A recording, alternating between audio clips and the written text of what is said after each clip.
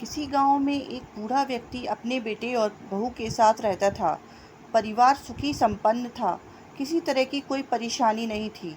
बूढ़ा बाप, जो किसी समय अच्छा खासा नौजवान था, आज बुढ़ापे से हार गया था। चलते समय लड़खड़ाता था, लाठी की जरूरत पड़ने लगी, चेहरा झुर्रियों से भर चुका था। बस अपना जीवन किसी तरह व्यतीत कर रहा था। घर में एक चीज़ अच्छी थी कि शाम को खाना खाते समय पूरा परिवार एक साथ टेबल पर बैठकर खाना खाता था।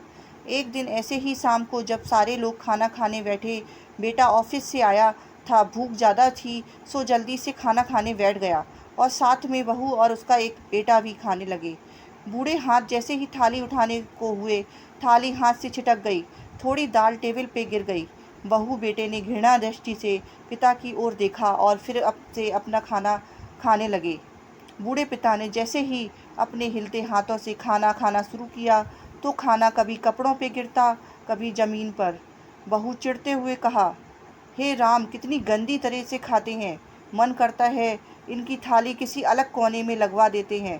बेटे ने भी सिर ऐसे ही सिर हिलाया, जैसे पत्नी की बात से सहमत हूँ। उनका बेटा यह सब मासूमियत से देख रहा था।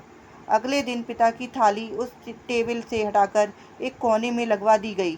पिता की डबडबाती आंखें सब कुछ देखते हुए भी कुछ बोल नहीं पा रही थी। बूढ़ा पिता रोज की तरह खाना खाने लगा। खाना कभी इधर गिरता, कभी उधर। छोटा बच्चा अपना खाना छोड़कर लगातार अपने दादा की तरफ देख रहा था। माँ ने पूछा, क्या हुआ बेटा, तुम दादाजी की तरफ क्यों देख रहे हो और खाना क्यों नहीं खा रहे हो? बच्चा बड़ी मासूमियत से बोला, माँ, मैं सीख रहा हूँ कि वृद्धों के साथ कैसा व्यवहार करना चाहिए। जब मैं बड़ा हो जाऊँगा और आप लोग बूढ़े हो जाएंगे तो मैं भी आपको इसी तरह कोने में खाना खिलाया करूँगा। बच्चे के मुंह से ऐसा सुनते ही बेटे और बहू दोनों काँप उठे। शायद बच्चे की बात उनके मन में बैठ गई थी, क्योंकि बच्चा ने मासूमियत के साथ एक बहुत बड़ा सबक दोनों लोगों को दे दिया था। बेटे ने जल्दी से आगे बढ़कर पिता को उठाया और वापस टेबल पे खाने के लिए बिठाया, और बहू भी भागकर पानी का गिलास लेकर आई कि पिताजी को कोई तकलीफ ना हो। इस कहानी से शिक्षा मिलती है कि माँ बाप इस दुनिया की सबसे बड़ी पूंजी है।